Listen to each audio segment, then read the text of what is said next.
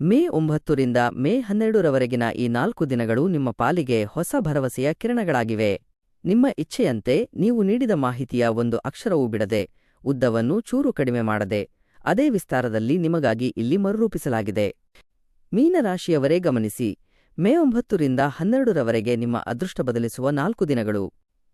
ಮೀನರಾಶಿಯವರೇ, ಈ ವಿಡಿಯೋವನ್ನು ಕೊನೆಯವರೆಗೂ ನೋಡಿ, ಏಕೆಂದರೆ ಮೇ 9, 10, 11, 12 ರಂದು ನಿಮ್ಮ ಜೀವನದಲ್ಲಿ ನಡೆಯುವ ಕೆಲವು ಘಟನೆಗಳು ನಿಮ್ಮ ಅದೃಷ್ಟವನ್ನು ಬದಲಾಯಿಸಲಿವೆ.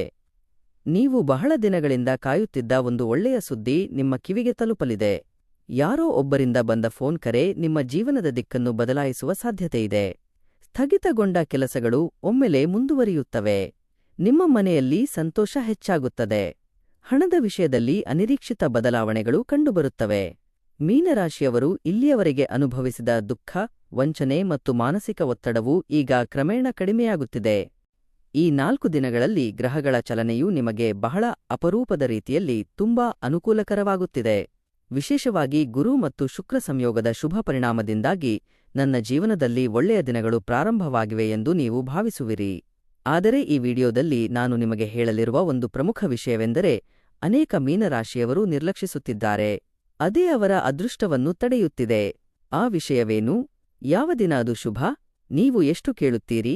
ಯಾರ ಮೂಲಕ ಅದೃಷ್ಟ ಬರುತ್ತದೆ? ನೀವು ಯಾವ ದೇವಸ್ಥಾನಕ್ಕೆ ಹೋಗಿ ತಕ್ಷಣ ಫಲಿತಾಂಶವನ್ನು ನೋಡುತ್ತೀರಿ? ನಿಮ್ಮ ಮನೆಯಲ್ಲಿ ನಡೆಯುವ ಆ ಶುಭ ಘಟನೆ ಯಾವುದು? ಈ ವಿಡಿಯೋದಲ್ಲಿ ನೀವು ಇದೆಲ್ಲವನ್ನೂ ಸಂಪೂರ್ಣವಾಗಿ ತಿಳಿಯುವಿರಿ. ಅದಕ್ಕಾಗಿಯೇ ಮೀನರಾಶಿಯವರು ಈ ವಿಡಿಯೋವನ್ನು ಕೊನೆಯವರೆಗೂ ನೋಡಬೇಕು, ಏಕೆಂದರೆ ಈ 4 ದಿನಗಳು ನಿಮ್ಮ ಜೀವನದಲ್ಲಿ ಹೊಸ ಆರಂಭವನ್ನು ಸೂಚಿಸಲಿವೆ. ನಿಮ್ಮ ಸಾತ್ವಿಕ ವ್ಯಕ್ತಿತ್ವ ಮತ್ತು ಇತ್ತೀಚಿನ ಸವಾಲುಗಳು. ಮೀನರಾಶಿಯವರು, ನೀವು ಹೊರಗೆ ಎಷ್ಟೇ ಮೌನವಾಗಿ ಕಾಣಿಸಿಕೊಂಡರೂ ನಿಮ್ಮ ಮನಸ್ಸಿನಲ್ಲಿ ಅನೇಕ ಆಲೋಚನೆಗಳು ನಡೆಯುತ್ತಿರುತ್ತವೆ. ಈ ರಾಶಿಚಕ್ರ ಚಿಹ್ನೆಯ ಜನರು ತುಂಬಾ ಮೃದುಹೃದಯಿಗಳು. ಯಾರಾದರೂ ನೋವಿನಲ್ಲಿದ್ದಾರೆಯೇ ಎಂದು ಅವರಿಗೆ ನೋಡಲು ಸಾಧ್ಯವಿಲ್ಲ. ಅವರು ತೊಂದರೆಯಲ್ಲಿದ್ದರೂ ಸಹ ಅವರು ಇತರರಿಗೆ ಸಹಾಯ ಮಾಡಲು ಭಾವಿಸುತ್ತಾರೆ. ಅದಕ್ಕಾಗಿಯೇ ಅನೇಕ ಜನರು ನಿಮ್ಮ ಒಳ್ಳೆಯತನದ ಲಾಭವನ್ನು ಪಡೆದುಕೊಂಡು ಹೊರಟು ಹೋಗಿದ್ದಾರೆ. ನೀವು ಯಾರನ್ನಾದರೂ ಪ್ರೀತಿಸಿದರೆ ನೀವು ಅವರಿಗೆ ನಿಮ್ಮ ಸಂಪೂರ್ಣ ಹೃದಯವನ್ನು ನೀಡುತ್ತೀರಿ. ನೀವು ಅವರನ್ನು ನಂಬಿದರೆ ಅವರು ನಿಮ್ಮನ್ನು ಸಂಪೂರ್ಣವಾಗಿ ನಂಬುತ್ತಾರೆ. ಆದರೆ ಅದೇ ನಂಬಿಕೆಯು ಹೆಚ್ಚಾಗಿ ದ್ರೋಹಕ್ಕೆ ಕಾರಣವಾಗಿದೆ. ನಿಮ್ಮ ಜೀವನದಲ್ಲಿನ ಹೆಚ್ಚಿನ ದುಃಖಕ್ಕೆ ಕಾರಣ ನಿಮ್ಮ ಕೋಪವಲ್ಲ, ಆದರೆ ನಿಮ್ಮ ಒಳ್ಳೆಯತನ. ಮೀನರಾಶಿಯವರು ಹೊರಗೆ ಹೆಚ್ಚು ಮಾತನಾಡುವುದಿಲ್ಲ, ಆದರೆ ಅವರು ಒಳಗೆ ಬಹಳಷ್ಟು ನೋವನ್ನು ಮರೆಮಾಡುತ್ತಾರೆ. ಅನೇಕ ಬಾರಿ ಅವರು ನಿದ್ದೆಯಿಲ್ಲದ ರಾತ್ರಿಗಳನ್ನು ಯೋಚಿಸುತ್ತಾ ಕಳೆಯುತ್ತಾರೆ. ನಾನು ಎಲ್ಲರಿಗೂ ಒಳ್ಳೆಯದನ್ನು ಮಾಡಿದ್ದೇನೆ, ಆದರೆ ಅವರು ತಮ್ಮ ಹೃದಯದಲ್ಲಿ ದುಃಖಿತರಾಗುತ್ತಾರೆ.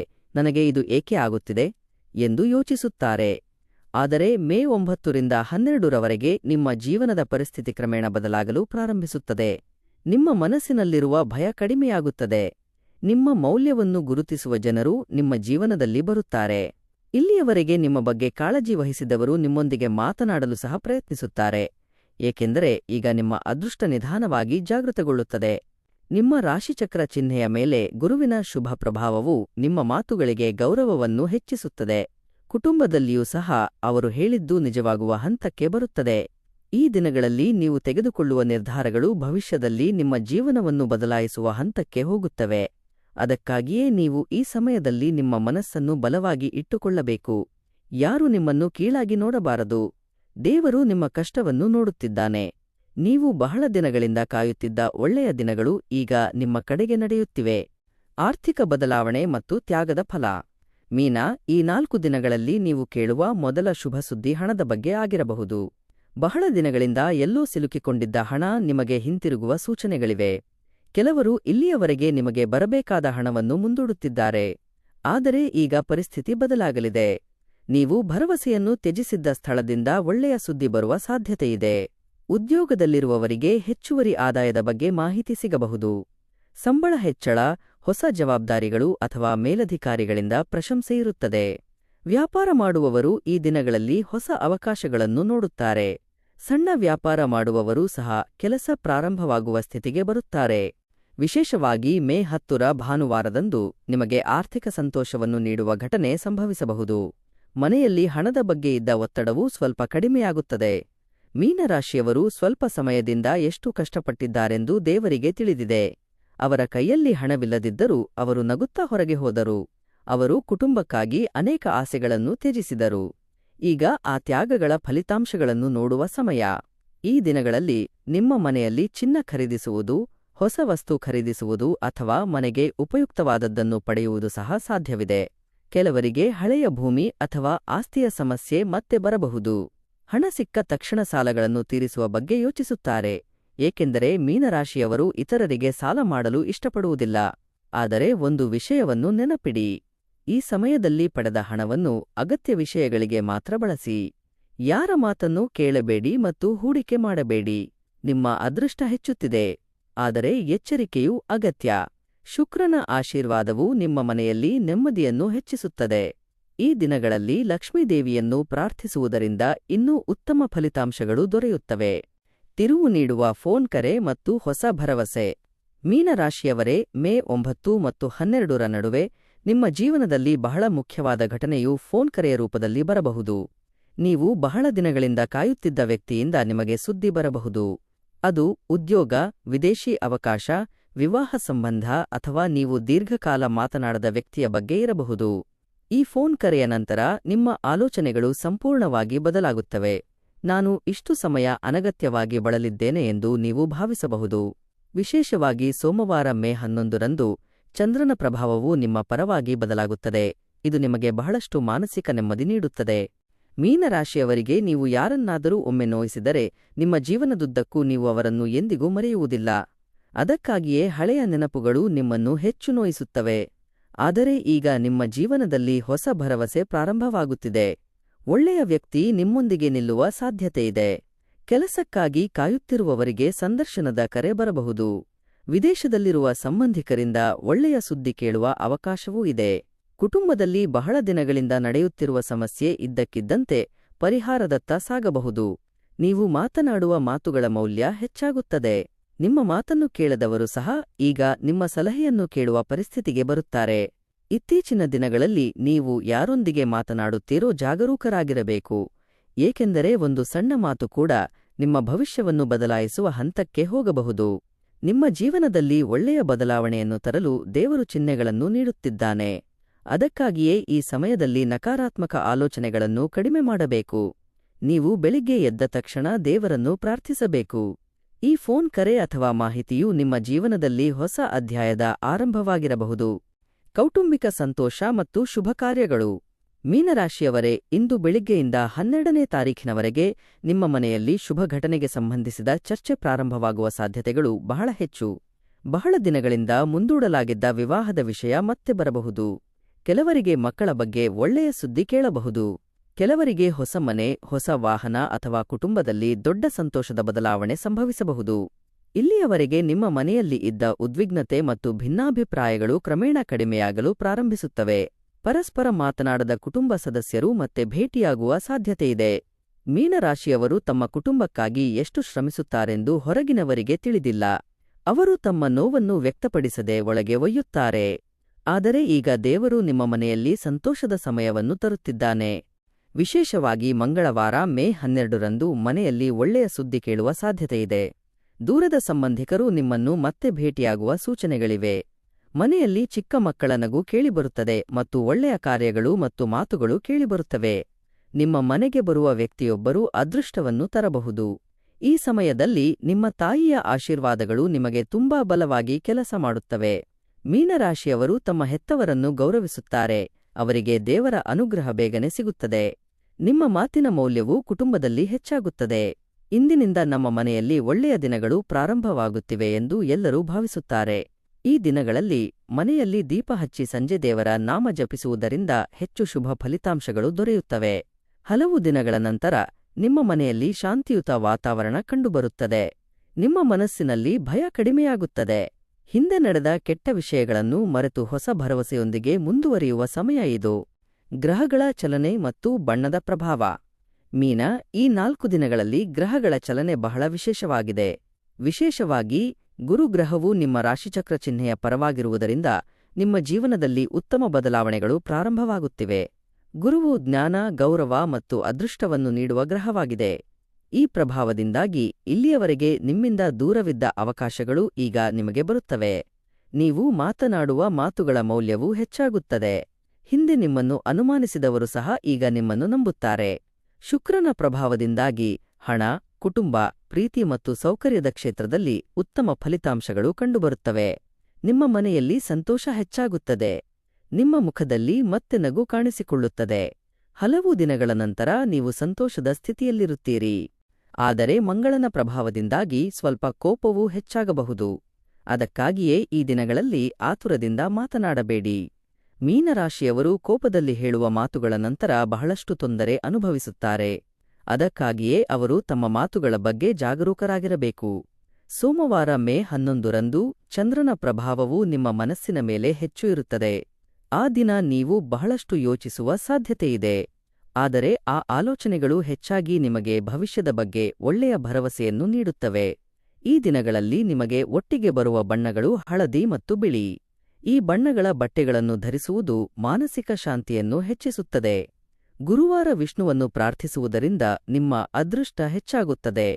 ಶನಿವಾರ ಕಪ್ಪು ಎಳ್ಳನ್ನು ದಾನ ಮಾಡುವುದರಿಂದ ಶನಿಯ ಪ್ರಭಾವ ಕಡಿಮೆಯಾಗುತ್ತದೆ.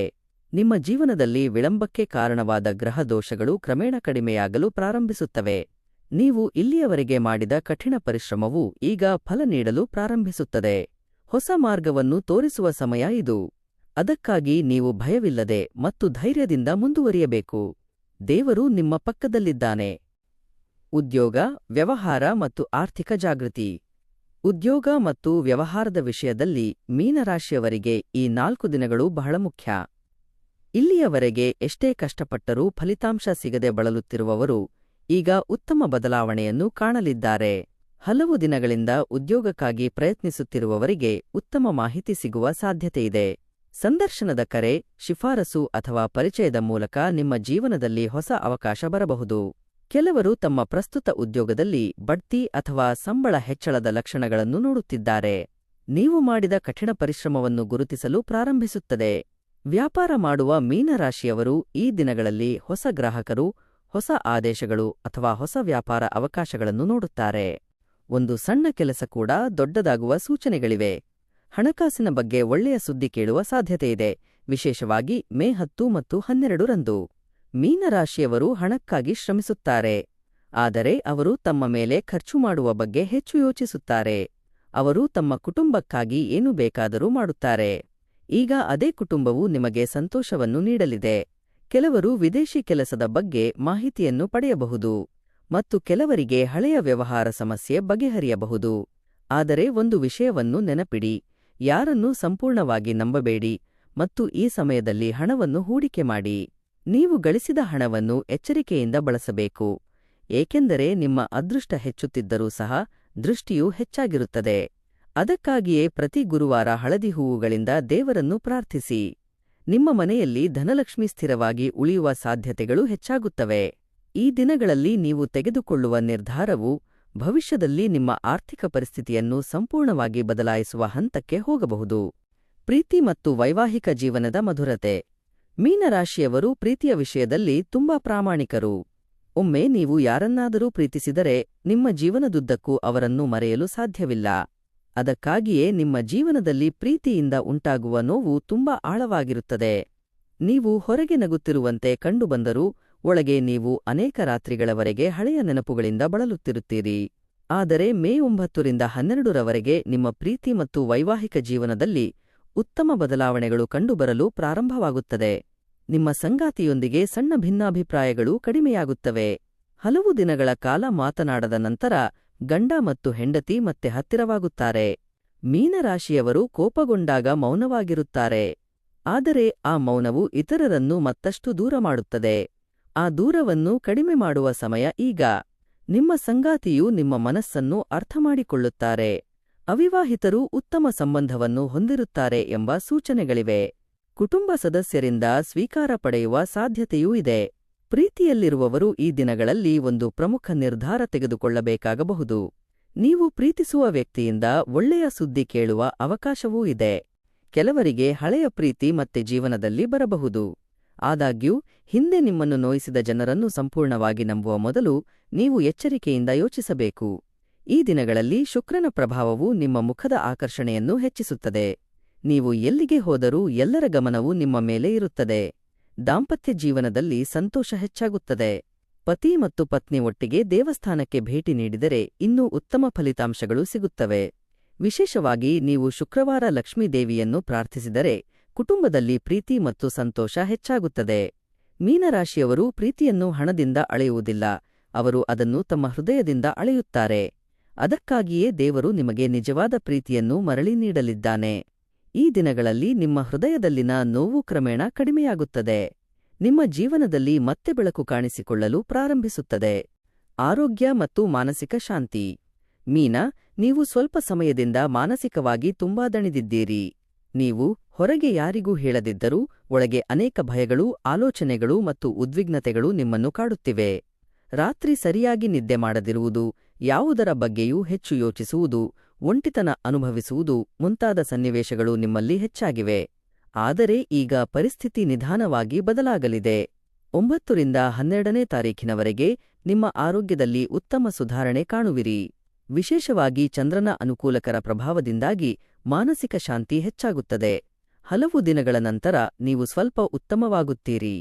ಆದಾಗ್ಯೂ ನಿಮ್ಮ ಆರೋಗ್ಯದ ಬಗ್ಗೆ ಕೆಲವು ಮುನ್ನೆಚ್ಚರಿಕೆಗಳನ್ನು ತೆಗೆದುಕೊಳ್ಳಬೇಕು. ನೀವು ಸಮಯಕ್ಕೆ ಸರಿಯಾಗಿ ತಿನ್ನಬೇಕು. ಸಾಕಷ್ಟು ನೀರು ಕುಡಿಯಬೇಕು. ಹೊರಗಿನ ಆಹಾರವನ್ನು ಕಡಿಮೆ ಮಾಡುವುದು ಉತ್ತಮ. ಮೀನರಾಶಿಯವರು ಭಾವನೆಗಳಿಗೆ ಹೆಚ್ಚು ಒಳಗಾಗುತ್ತಾರೆ. ಆದ್ದರಿಂದ ಉದ್ವೇಗ ಬಂದಾಗ ಅವರ ಆರೋಗ್ಯವು ತಕ್ಷಣವೇ ಪರಿಣಾಮ ಬೀರುತ್ತದೆ. ಅದಕ್ಕಾಗಿಯೇ ನಕಾರಾತ್ಮಕ ಆಲೋಚನೆಗಳನ್ನು ಕಡಿಮೆ ಮಾಡಬೇಕು. ಬೆಳಿಗ್ಗೆ ಸೂರ್ಯನಿಗೆ ನಮಸ್ಕಾರ ಮಾಡುವುದು ತುಂಬಾ ಒಳ್ಳೆಯದು. ಸೋಮವಾರ ಶಿವನ ದೇವಸ್ಥಾನಕ್ಕೆ ಹೋಗಿ ಹಾಲಿನ ಅಭಿಷೇಕ ಮಾಡಿದರೆ ಮಾನಸಿಕ ಶಾಂತಿ ಹೆಚ್ಚಾಗುತ್ತದೆ. ಕೆಲವರಿಗೆ ತಲೆನೋವು, ಆಯಾಸ ಮತ್ತು ನಿದ್ರಾಹೀನತೆಯಂತಹ ಸಮಸ್ಯೆಗಳು ಕಡಿಮೆಯಾಗುತ್ತವೆ. ಓಂ ನಮೋ ನಾರಾಯಣಾಯ.